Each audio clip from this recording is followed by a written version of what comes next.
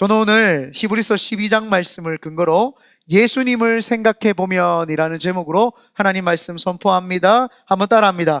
예수님을 생각해 보면. 여러분, 언제 예수님 생각나십니까? 저는 개인적으로 좋을 때도 예수님이 생각나고 슬플 때도 생각이 나지만, 참 하나님의 은혜 가운데 내가 살고 있다 이렇게 생각을 하면 예수님이 참 많이 생각이 납니다. 사람들이 살다 보면은 누군가가 문득문득 떠오를 때가 있잖아요. 여러분, 부모님 언제 떠오르세요?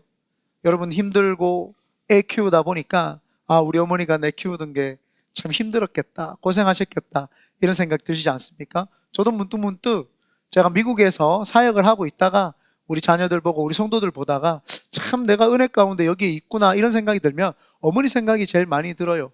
어머니가 믿음 잃어버리지 아니하고 이 아들을 위해서 기도해 줘가지고 이 아들이 목회자가 되고 좋은 성도들과 훌륭한 성도들 앞에서 함께 신앙생활을 할 수 있다는 게 정말 이게 복이구나 이런 생각이 듭니다. 아버지가 초등학교 2학년 때 돌아가셨지만 그때 어머니가 예수를 영접을 하고 우리 누나와 저를 남매인데 버리지 아니하시고 우리를 홀로 내팽겨 두지 아니하시고 어머니가 끝까지 신앙을 지켜 붙잡아 주셨잖아요. 오늘 찬양할 때 우리 빠른 찬양했잖아요. 그 베드로 고백처럼, 그 찬양 저희 어머니 18번이었어요. 어머니가 항상 설거지하면서 그 찬양 부르면서 그랬어요. 그리고 그 찬양 부르면서 많이 우셨어요. 그 베드로 입장이 어머니 입장 같았는지 참 많이 우셨던 거 제가 기억이 나요. 그 어머니가 그렇게 믿음으로 세상에 무릎 꿇지 않고 기도하시면서 세상과 맞서 주셨기 때문에 지금 제가 여기에 있는 거 아닙니까? 삶 전체의 본이 되어 주셔서 제가 여기 있습니다. 여러분도 부모님이 언제 생각나십니까? 여러분 많이 생각나길 바랍니다. 생각 안 나십니까? 그러시면 안 됩니다. 생각나셔야 될 줄 믿습니다. 그래서 제 삶에 참 본이 되어 주셨고 저희들을 잘 길러주신 은혜가 너무 감사할 때 부모님 생각이 많이 납니다. 여러분들에게도 어떤 상황이나 문득문득 조용한 시간 가운데 하던 일을 잠시 멈추고 묵상을 하다 보면 떠오르는 사람들이 아마 있을 겁니다. 여러분에게 은혜를 끼쳤던 사람이나 또 여러분이 도움을 받았던 사람이나 또 여러분들의 부모님이나 또 친구들이나 또 은사들이 생각날 때가 있으리라 생각을 합니다. 오늘 성경에 읽은 히브리서 12장 말씀을 보면은 사도 바울 목사님이 나옵니다. 이 목사님이 히브리인 즉 유대인 신자들에게 예수님을 생각하고 바라보라고 이렇게 이야기를 합니다. 여러분, 예수님 생각하십시오, 예수님 바라보십시오, 이렇게 이야기를 하죠. 여러분들은 예수님을 가만히 한번 생각해 보면 어떠세요? 그분 참 인생 어땠을까 이런 생각 안 해보셨어요? 저는 되게 많이 해보거든요. 히브리서라고 하는 거는 유대인들에 대한 기독교 변증서죠. 유대인들이 참 예수 믿기 힘들잖아요.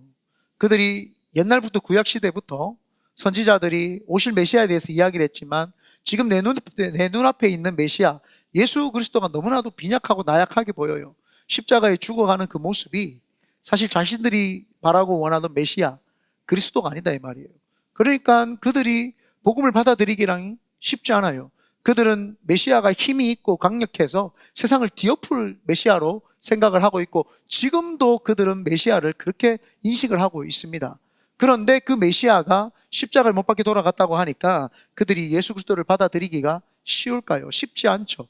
그래서 사도 바울 목사님이 히브리서를 통해서 예수님이라는 분이 구약 말씀을 인용을 하면서 구약에서 우리가 기다리던 그 메시아가 바로 예수 그리스도다라는 것을 이야기를 하고 변증해 냅니다. 그래서 예수 그리스도는 본질상 하나님의 아들이시기 때문에 구약에 있었던 어떤 선지자들보다도 더 우선되셨던 분이셨고 멜기세덱의 반차를 따라서 대제사장으로서 이 땅에 오신 것에 대해서 어필을 하고 이야기를 하면서 유대인들에게 변증을 합니다. 예수 그리스도가 우리가 믿고 따르고 바라고 있던 그 메시아가 맞다라는 것을 이야기를 합니다. 우리가 구원을 얻기 위해서는 오직 예수 그리스도밖에 없다.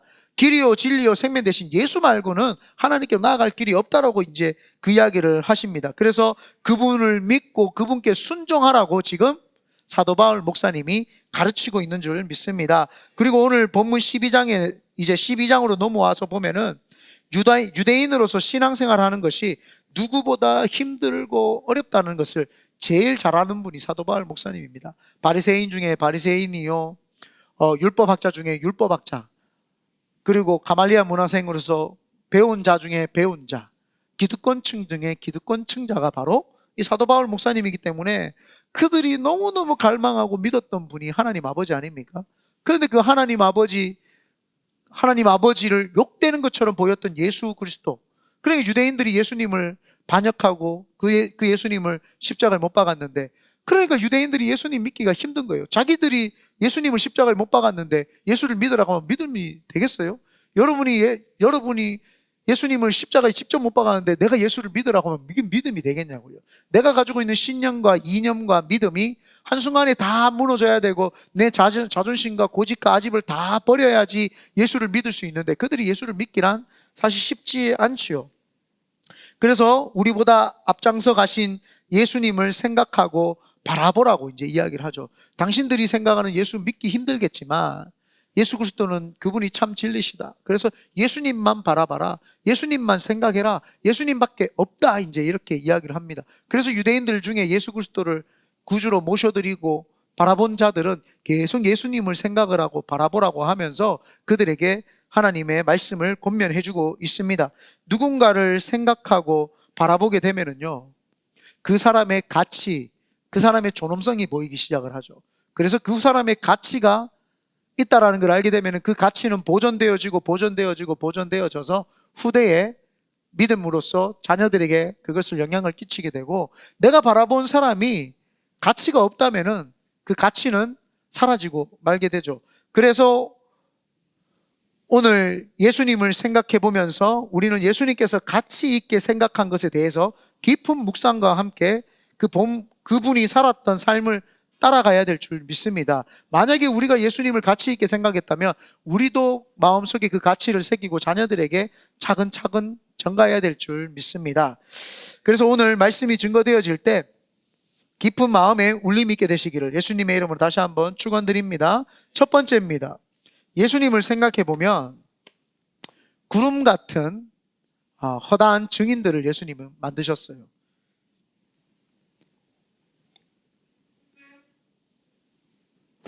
이번 주에 저희가 내 속의 우상을 제거하라는 제목으로 새벽 제단을 쌓았잖아요. 그러면서 묵상 가운데 이제 쭉 하니까 예수님은 어떤 분이셨나? 예수님을 가만히 한번 생각을 해봤어요. 예수님을 생각을 해보니까 그분의 삶이 허다한 무리들을 모으시는 일을 하셨더라고요. 허다한 무리들을 모으셨어요. 그래서 예수님을 생각해 보니까 구름 같은 허다한 증인들을 만드셨던 거예요. 무리들을 만들고 증인들을 만드셨다. 오늘 본문 1절에 보니까 이러므로 우리에게 구름같이 둘러싼 허다한 증인들이 있으니, 사도 바울 목사님이 이야기를 하는 거예요. 허다한 증인들이 있다. 여기서 구름이라고 이제 표현을 했지만 이것은 은유적이고 비유적인 표현 아닙니까? 구름 비유는 고대에나 현대에나 사람들이 많이 모였을 때, 그래서 원형 경기장이나 극장 같은 데 사람들이 많이 모였을 때 구름대처럼 모였다, 우리 이렇게 이야기를 하잖아요. 빼곡히 모였다, 많이 모였다. 근데 거기에 두 가지의 의미가 있어요. 구름대처럼 모였다라고 하는 거는 많은 사람들이 모인 것도 인식이 되지만 한 마음 한 뜻으로 모였다라고 하는 표현도 같습니다. 그래서 1절에 이러므로 우리에게 구름같이 둘러싼 허다한 증인이 있으니, 이 말은 예수 그리스도를 믿은 허다한 무리들, 구름대 같은 사람들이 꽉 있을 뿐만 아니라 예수 그리스도를 그 마음에 모시고 그분을 위해서 그분을 생각하는 사람들이 많다라고 하는 그 뜻까지도 이제 우리에게 표현해 주고 있습니다. 예수님께서 가시는 곳에는요, 사람들이 항상 구름대처럼 몰려들었어요. 예수님께서 그들을 불쌍히 여기시고 그리고 가르치시고 치료해 주시고 병 낫게 해주셨죠. 마태복음 9장 33절에 보니까 귀신이 쫓겨나고 말 못하는 사람이 말하거늘 무리가 놀랍게 여겨. 여기 무리가 허다한 무리, 구름과 같은 똑같은 표현입니다. 무리가 놀랍게 여겨 이르되 이스라엘 가운데 이런 일을 본 적이 없다. 예수님이 왜 기적을 행하셨어요? 허다한 무리들을 모으시려고 했던 거예요. 그 허다한 무리들을 모으시고 뭘 하셨느냐? 복음을 선포하셨죠. 가르치는 사역을 하셨죠. 그래서 우리 사실은 치유라고 하는 것은 그 허다한 무리들이 그 기적을 보고 이런 일이 왜 있는가 싶어서 허다한 무리들이 모이게 하기 위한 하나의 예수님의 미끼라고 생각하시면 됩니다. 예수님이 미끼를 던지시는 게 기적이 우리에게 중요한 것이 아니라 그 기적을 통해서 주님 앞에 나와서 주님 앞에 무릎 꿇고 그분을 주인으로 인정하는 말씀이 중요한 것이지, 기적보다도 말씀이 훨씬 중요한 거죠. 그래서 기적이라고 하는 것은 주님 앞에 허다한 무리들이 나오게 했던 거죠. 왜 나오게 했을까요? 그들이 영혼을 살리시기 위함인 줄 믿습니다. 마가복음 10장 46절에 보니까 그들이 여리고에 이르렀더니 예수께서 제자들과 허다한 무리와 함께 여리고에서 나가실 때에 디메오의 아들인 맹인 거지 바디메오가 길가에 앉았다가, 맹인을 고치기 전에도 허다한 무리들이 다 같이 있었어요. 허다한 무리들이 없고 예수님 혼자 계셨으면 이 기적이 지금 우리에게 소개되어지지 못했을 겁니다. 허다한 무리들이 있으니까 하나님이 만세전부터 거지 맹인 바디메오가 하나님의 영광을 나타내기 위해서 그 자리에 있었던 거예요. 그래서 거지 맹인 바디메오가 눈이 떠지는 순간 그 허다한 무리들이 그 광경을 보고 예수 그리스도가 하나님이심을 고백하는 그런 역사가 있게 되는 줄 믿습니다. 누가복음 5장 15절에 보니까 예수의 소문이 더욱 퍼짐에 수많은 무리가 말씀도 듣고 자기 병도 고침을 받고자 하여 모여오되, 예수님이 가는 곳마다 허다한 무리들이 모였어요. 그러나 우리는 그 허다한 무리 중에서 그냥 무리 속에 끼어 있으면 안 되죠. 그 무리 중에서 제자가 되는 무리, 제자들의 12무리에 우리는 속해야 될 줄 믿습니다. 오늘 본문은 그냥 무리에서 믿음이 강력한 무리가 되어라 라고 하는 메시지를 우리에게 준 거죠. 예수님을 가만히 생각을 해보니까요, 그분이 허다한 무리들을 모으시고 그 가운데 제자들을, 무리를 또 뽑으시는 거예요. 예수님은 그냥 허다한 무리 가운데 우리가 있기를 원하시는 것이 아니라 그 무리 속에서 믿음의 발자취를 따라갈 사람, 믿음으로 반응할 사람을 찾으시는 줄 믿습니다. 그 강력한 무리가 되기 위해서는 두 가지 측면에서 우리가 성장하고 뛰어넘어야 됩니다. 오늘 성경 1절 다시 제가 읽어봐 드리면, 본문 1절 보면은 이러므로 우리에게 구름같이 둘러싼 허다한 증인들이 있으니 모든 무거운 것과 얽매이기 쉬운 죄를 벗어버리고 라고 이야기를 합니다. 여기서 두 가지가 나옵니다. 모든 무거운 것과 얽매이기 쉬운 죄. 모든 무거운 것은 죄라기보다는 폭넓은 개념이에요. 근심, 걱정, 불안, 초조, 세상에 대한 애착이죠. 이 애착 같은 것들을 버릴 수 있는 사람입니다. 허다한 무리에서 예수 그리스도의 제자의 무리로 가려면은 모든 무거운 것들을 버릴 수 있어야 됩니다. 내가 근심, 걱정, 불안, 초조하고 있었던 것을 주님 앞에 내려놓을 때 허다한 무리 속에 들어갈 수가 있고, 얽매이기 쉬운 죄는 뭐냐면요, 이 얽매이기 쉽다라고 하는 것은 습관, 이 사람의 태도를 이야기를 하는데, 운동선수가 체중을 늘려주는 음식이나 연습을 방해하는 게으름이나 자세, 선수 관리를 방해하는 무절제하고도 방종된 것, 이것들을 이야기를 합니다. 선수가 몸무게를 줄여야 되는데 몸무게를 자꾸 찌게 하는 것이 뭐예요? 이 사람에게 얽매이기 쉬운 죄예요. 음식을 갖다 놓으면 얽매이기 쉬운 거예요. 얽매이기 쉬운 죄예요. 그리고는 체중을 관리할 뿐만 아니라 달리기를 하면은 달리기 뛰는 모습, 태도까지도 다 바꾸게 해야 되는데 그게 잘 변하지 않는다는 거예요. 그 얽매이기 쉬운 죄, 우리의 습관을 이야기를 하는 거예요. 우리의 태도를 이야기를 하는 거죠. 그러니까 무거운 것, 우리의 근심, 걱정, 불안, 초조, 세상에 대한 염려, 금시뿐만 아니라 우리의 습관과 태도까지도 버릴 수 있어야지 허다한 무리 속에서 예수 그리스도의 제자로서의 무리가 된다는 것이죠. 그래서 예수님이 이 땅에 오신 거, 예수님을 가만히 생각하면 그냥 이 땅에 와서 그냥 많은 사람들, 대중들에게 복음을 증거하셨냐? 그게 아니에요. 그 허다한 무리 중에서 제자를 뽑으신 거죠. 그래서 제자를 뽑으셔서 그 12명을 주님은 3년 반 동안 가르치셨던 거예요. 사실은 기적을 일으켰을 때 그 기적을 경험한 사람도 하나님의 은혜를 경험하고 체험을 했지만 예수님을 따라다니던 제자들에게 선행학습을 보여주신 거죠. 제자들이 그 모습을 보면서 와, 이분이 누구시지? 계속 3년 반 동안 제자들은 모든 기적들을 본 거예요. 내가 기적을 체험한 사람은 한 사람이지만 그 모든 기적들을 옆에서 다 지켜본 사람들은 예수님의 제자들이었던 거예요.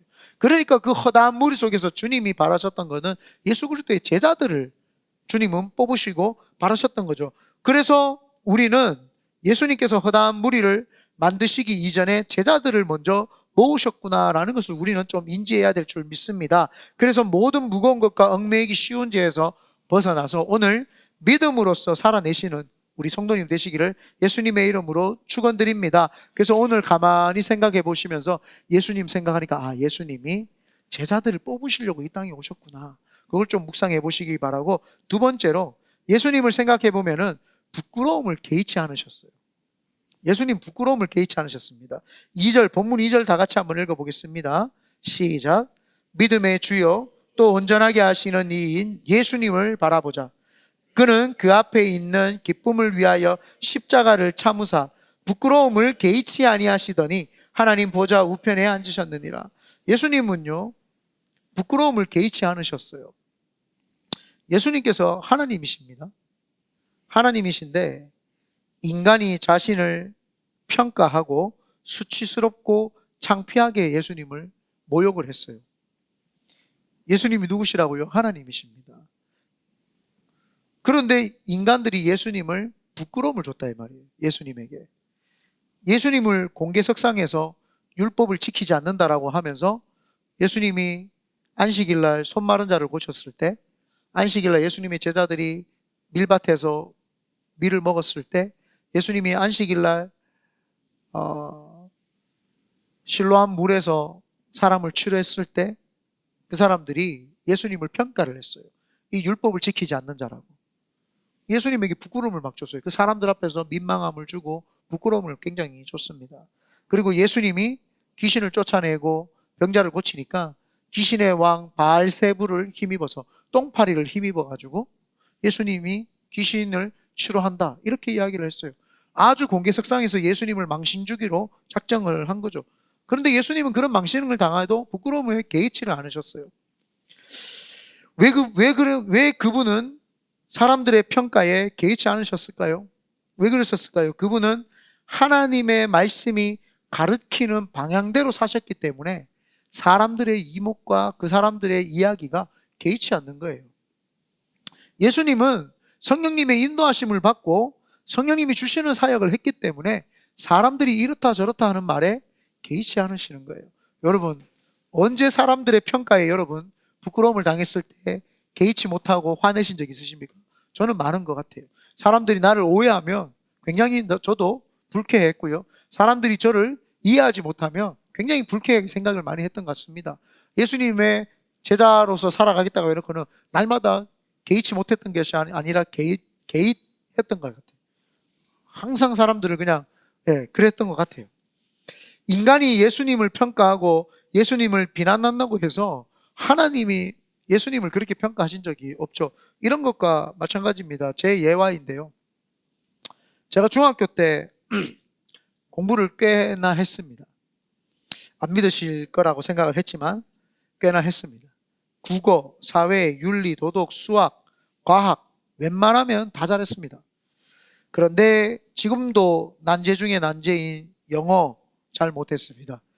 그래서 제가 중간고사 때 영어 시험을 치고 쉬는 시간에 답안지 체크를 하고 있는데 한 친구가 와가지고 저한테 야 이거는 틀렸다, 저거는 저거다 막 걔한테 이야기를 한 거. 제가 뭐라 그랬겠어요?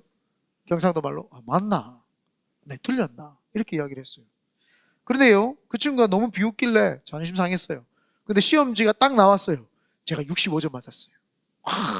제 마음에 뿌듯했어요. 한 50점 될까 생각했는데 반절이 넘어 65점. 근데 그 친구 봤는데 55점 맞았어요. 누가 누구를 평가하냐고. 여러분 잘 아시죠? 저한테 혹시 한번 걸리면 1년 동안 제가 그 이야기 하는 거. 제가 이 친구를 1년 동안 놀려먹었죠. 55점밖에 안 되는 게 55점밖에 안 되는 게 65점한테 이래라 저래라 했다고. 지가 뭔데 저를 평가를 해요. 55점짜리가 65점 평가를 하면 돼야 안 돼요? 안 되죠. 인간들이 지금 그런 일을 한 거예요. 평가는 누가 해요? 그 사람보다 선행된 사람, 먼저 된 사람이 평가를 할 수 있죠. 오직 선생님이 기봉이 너 말이야 조금만 더 열심히 하면 65점 더 할 수 있는데 너 왜 그랬어? 이렇게 평가는 선생님이 해줄 수 있는 거죠. 예수님은 천지를 창조하신 하나님이십니다. 그분은 빛으로 오신 세상에 어두울 때에 질서를 확립하고 스탠다드 기준이 되어주셨던 분이 누구예요? 예수님이세요. 근데 누가 누구를 평가를 해요? 사람들이 예수님을 평가하고 사람들이 예수님을 우습게 여기고 사람들이 예수님을 율법으로 갖다 댔단 말이에요. 예수님이 개의치 않으시는 거예요. 예수님은 평가를 받으시는 대상이 아니시단 말이에요. 그래서 예수님은 개의치 않았던 거예요. 우리도 이제는 세상 사람들에게 평가받는 기독교가 아니에요. 기독교인들이 우리에게 세상 사람들이 우리에게 개독교다, 기독교가 그럴 수 있냐?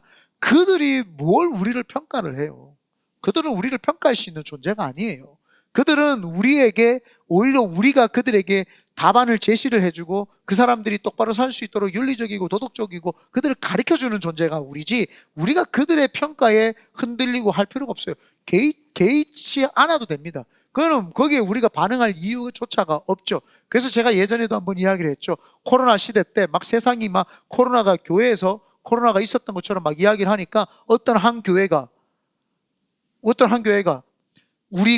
우리가 미안합니다라는 플랜카드를 세상에다가 해놨더라고요. 제가 그 교회 보고요, 깜짝 놀랐어요. 왜 우리가 세상에다가 미안해야 되는 거예요? 우리가 하나님한테 미안해야죠. 하나님 죄송합니다. 저희가 믿음대로 살지 못하니까 세상을 저희를 우습게 보니까 하나님의 영광을 바닥을 치게 우리가 만들었군요. 우리는 하나님께 죄송합니다라고 하고 세상에다가는요 당당하게 이야기를 하죠. 코로나는 우리가 일으킨 것이 아니다, 이렇게 말을 했어야 되는 거예요. 그런데 그 플랜카드가 자기가 세상에 포용력이 있는 양 우리가 세상에 미안하다고 그렇게, 교회가 미안합니다 이렇게 플랜카드를 썼더라고요. 교회가 왜 세상에 미안해야 돼요? 교회는 세상에 미안해야 되고 평가받는 존재가 아니에요. 우리는 성령님이 우리 속에 계시고 예수 그리스도의 보혈의 피가 흐르고 있고 하나님 아버지의 사랑과 임재하심이 우리를 묶고 있어요. 우리가 태도를 바르게 하고 있는데 세상 사람들한테 평가를 받을 이유가 전혀 없습니다. 그들이 오히려 우리에게 평가를 받고 지도를 받아야 될 대상들이죠. 그런데 세상이 뒤집어진 이유가 뭐예요? 왜 세상이 우리를 평가해요? 우리가 자꾸 세상이 말하는 대로 개의치 않는 것이 아니라 그들에게 반응하기 때문이에요. 우리가 크리스천답게 살지 못하니까 그들이 우리를 평가하는 거 아닙니까? 그러면 우리가 크리스천답게 살지 못했기 때문에 하나님 앞에 죄송한 거지 그들에게 죄송할 필요는 없어요. 어차피 그들보다 우리는 윤리적이고 도덕적으로 더 잘 살고 있기 때문에 세상은 우리를 평가할 수 있는 기준이 안 되죠. 예수님께서는요 창조주이신데 피조물인 인간이 창조주 예수님의 육신을 파괴하는 일이 있었어요. 예수님은요 세상을 지으신 분입니다. 그런데 지음받은 인간이 그분을 평가하는 것에서 그치지 않고 그분을 육신을 파괴했어요.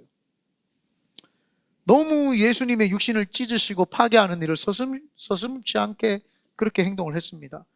욕을 하고 침 뱉고 예수님의 뺨을 때리고 머리에다가 가시 면류관을 씌우고 채찍질하고 옆구리에 창을 찌르고 손과 발에 못을 받게 하셨어요. 예수님의 속옷을 벗기고요 창피 주고 모욕을 주고 너무너무 예수님을 파괴를 했어요. 그런데 예수님 그걸 다 참았어요. 왜요? 그것이 허다한 물이 우리를 구원하기 위해서인 줄 믿습니다. 그분이 왜 거기에 개의치 않으셨을까요? 우리 때문이에요. 나 때문이죠. 정확하게 말하면 나 때문이죠. 예수님이 개의치 않았던 이유가 나 때문이에요. 제가 이 본문만 하면은 분노가 일어나요. 내 같으면 십자가에서 내려와가지고 고마 쉐리 막 꿀방 때리고 나는 내려올 수 있지만 내가 봐주는 거야 하고 다시 올라갔을 텐데 주님 그렇게 하시지 않나요? 개의치 않으시는 거예요. 왜요? 내가 이 모든 걸 다 짊어지고 다 이루어야지 내 백성들, 내 자녀들, 나를 믿고 구원받을 백성들, 우리를 위해서, 허다한 무리를 위해서 주님이 그렇게 개의치 않으셨던 거죠. 그리고 그것을 감당할 수 있는, 근데 이 모든 것들을 개의치 않고 감당할 수 있는 예수님만의 비결이 있었어요. 그 비결이 뭔지 봤더니 기도예요. 예수님의 사역 시작이 기도로 시작해서 기도로 마치셨어요. 예수님은 어떤 사역을 시작하기 전부터 기도하시기 시작했어요. 마가복음 1장 35절입니다. 다 읽어봅니다. 시작. 새벽 아직도 밝기 전에 예수께서 일어나 나가 한적한 곳으로 가사 거기서 기도하시더니, 예수님은요 사역하시기 전에 새벽 미명에 일어나서 한적한 곳에서 혼자 기도하셨던 거예요. 그분은 사역 시작 전에 기도하셨죠. 그리고 예수님께서는 사역을 하시다가 일상생활에서도 기도를 우선순위에 뒀습니다. 예수님은 사역을 하시다가 사람들이 많이 몰려와도 때가 되면은 인기에 치우치지 아니하고 또 올라가셔서 기도를 하세요. 누가복음 5장 15절 16절입니다. 다 같이 읽어봅니다. 시작. 예수의 소문이 더욱 퍼짐에 수많은 무리가 말씀도 듣고 자기 병도 고침을 받고자 하여 모여오되 예수는 물러가사 한적한 곳에서 기도하시니라. 사람들이 아무리 구름대처럼 몰려와도요, 그분의 중심은 더 기도를 해서 능력 충만을 받고 또 사역을 하시고, 기도로 시작해서 기도로 마치셨던 분이죠. 제자들을 선택하실 때에도 예수님은 그냥 보시다가 네 인물 괜찮네, 따라와. 너 물고기 잘 잡는데 따라와. 마태 돈 계산, 우리 돈 계산할 사람이 필요해. 가룟 유다 따라와. 이런 게 안 왔어요. 마태 너는 세리니까 따라와. 이런 게 아니었어요. 기도하시고 뽑으셨어요. 누가복음 6장 12절에서 13절입니다. 다 같이 한번 읽어봅니다. 시작. 이때에 예수께서 기도하시러 산으로 가사 밤이 새도록 하나님께 기도하시고 밝음에 그 제자를 부르사 그 중에 12를 택하여 사도로 칭하셨더라. 제자를 택하실 때요, 예수님께서 산에 가서 뭘 하셨어요? 철학기도 하셨어요. 밤새워 기도했단 말이에요. 예수님은요, 그분은 하나님이신데도 왜 기도하셨을까요?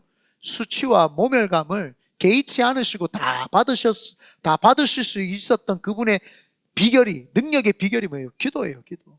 그분은 새벽에 일어나서 사역 전에 기도하시고, 사역하다가 마무리하시면서 기도하시고, 심지어는 제자를 뽑으시기 위해서도 기도하시고, 철학기도 하시고 그랬죠. 그리고 유혹에 빠지지 않기 위해서 그분은 기도하셨던 거죠. 누가복음 22장 39절, 예수께서 나가사 습관을 따라 감난산에 가시매 제자들도 따라갔더니 그곳에 이르러 그들에게 이르시되 유혹에 빠지지 않게 기도하라 하시고 그들을 떠나 돌 던질 만큼 가서 무릎을 꿇고 기도하여.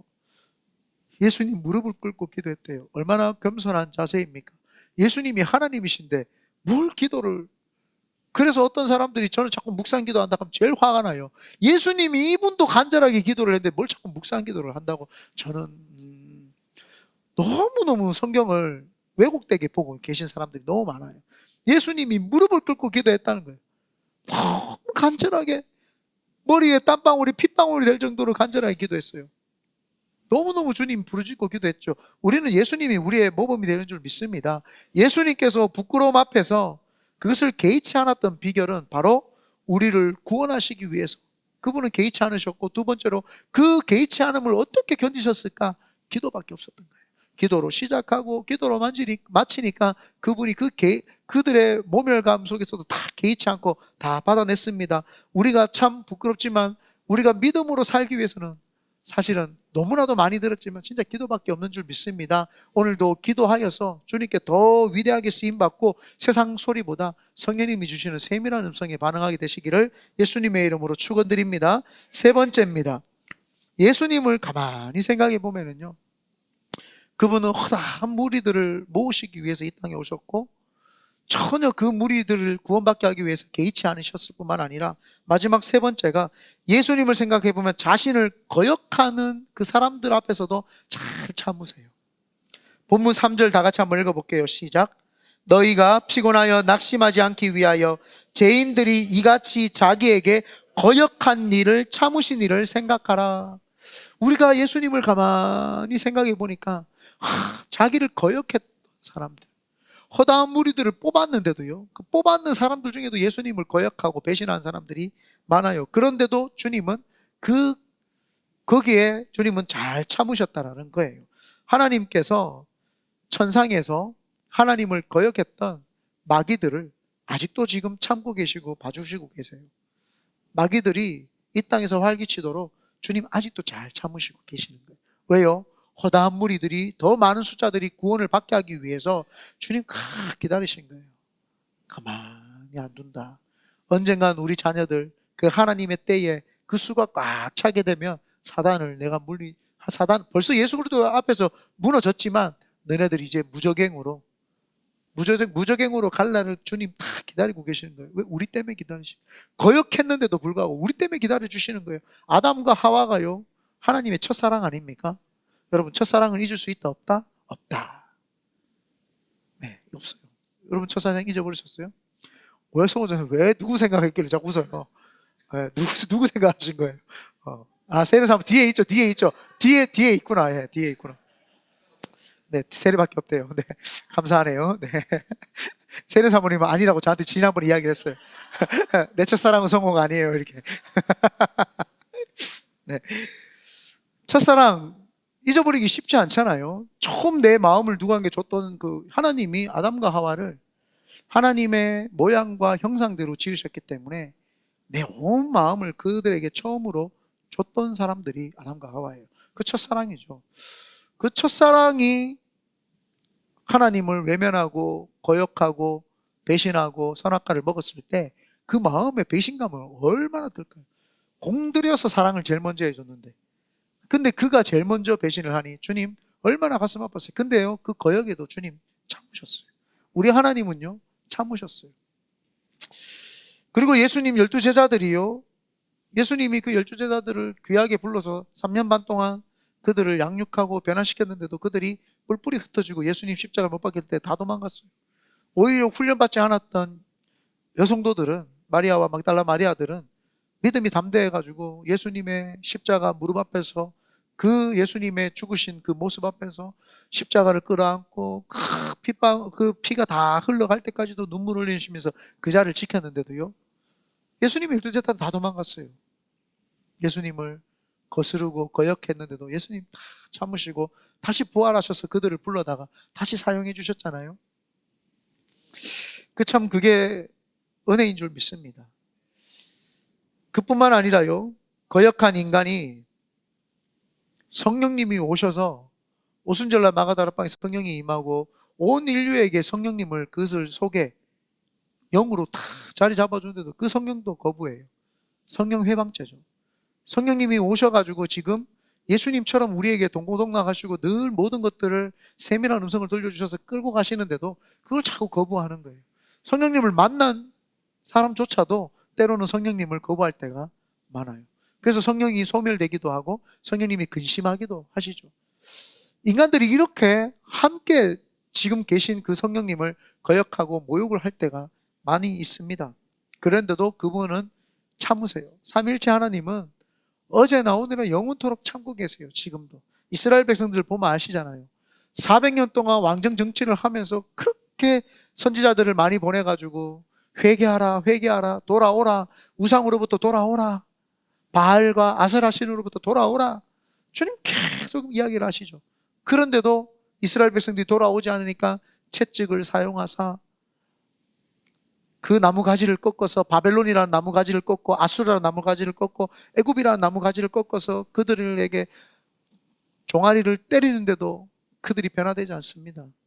그러니까 저기 페르시아라고 하는 나무 가지를 꺾어다가 빠따죠. 이때는 빠따를 가지고 궁뎅이를 뻥 때리니까 그제서 정신이 호들갑 탁 찾아가지고 회개하니까 주님이 1차 포로기한, 2차 포로기한 해가지고 또 회복시켜 주시잖아요. 하나님 기다리시는 거예요. 기다리시면서는 하나님이 내가 내 아들 때린 거니까 하고 그 채찍은 꺾어다가 아궁이에다가 다 집어넣고 빠따도 부숴가지고 다 집어넣고 버리고 아궁이에다가 버렸어요. 바벨론과 페르시아와 모든 나라들은 사라졌을지언정 내 사랑하는 아들들은 참고 기다리시면서 아직도 이스라엘이라고 나라를 주님은 기억하고 계시는 거예요. 너무너무 대단하신 거 아닙니까? 예수님을 생각해 보면 나를 위해 참 많이 참아주시는 분이라는 생각이 참 많이 듭니다. 그래서 우리도 사람으로부터 거역당하고 배신당하고 외면당해도 예수님을 생각하길 바랍니다. 그럴 때 그 모든 것들이 사라집니다. 목회를 하면서 가장 회의적일 때가 열심히 사람들을 위해서 제 나름대로 챙겨주고 헌신하고 도와준다고 생각했는데 돌아오는 것이 이렇게 배신이나 이런 게 돌아오면 굉장히 힘들어요. 내가 목회를 이루려고 했나?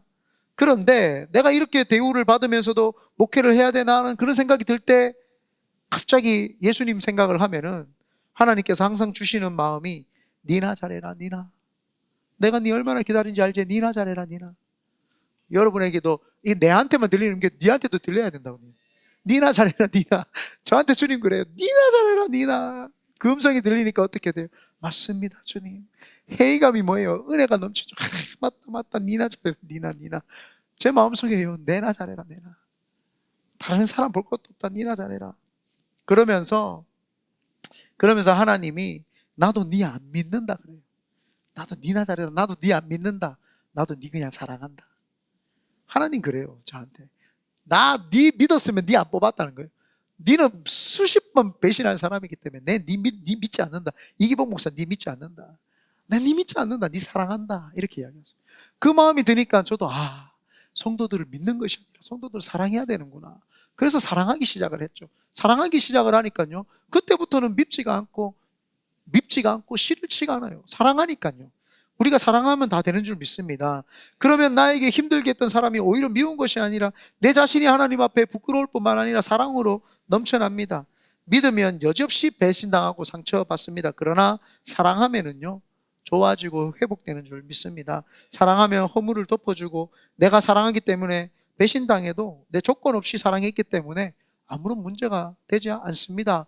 오늘 좀 기도하는 시간을 많이 갖고자 말씀을 빨리 마치려고 합니다. 너무 빨리 마치니까 놀라시는 분들이 여럿이 계시는데 주일날 좀 길게 하도록 하겠습니다. 결론을 맺으면 예수님을 가만히 한번 생각해 보니까요, 허다한 무리들을 그게 우리예요. 우리를 구원하시기 위해서 그분이 참, 예수님이 그렇게 허다한 무리들을 위해서 그렇게 사셨고, 예수님을 가만히 생각해 보면은 그 모든 핍박 중에서도 왜 개의치 않으셨을까? 그게 제일 이상한 거예요. 저 같으면 그냥 다 뚜루 패고 그냥 역사를 이룰 텐데, 주님은 그러신 분이 아니더라고요. 참 나를 위해서 개의치 않으셨고 기도하셨기 때문에 그 모든 것들을 잘 이기셨을 수 있었구나. 그리고는 예수님께서 참 많이 참으시고 자신을 거역하고 배신한 자들을 많이 기다리고 계시는구나. 그래서 우리도 참 그런 인내와 기다림이 넘쳐나게 되시기를 예수님의 이름으로 축원드립니다. 그래서 오늘도 예수님 깊이 생각해보는, 저는 이런 세 가지를, 예수님을 생각하면서 이런 세 가지를 얻었다면 여러분들이 예수님을 생각을 하면서 또 많은 것들을 얻게 되시기를 예수님의 이름으로 축원드립니다.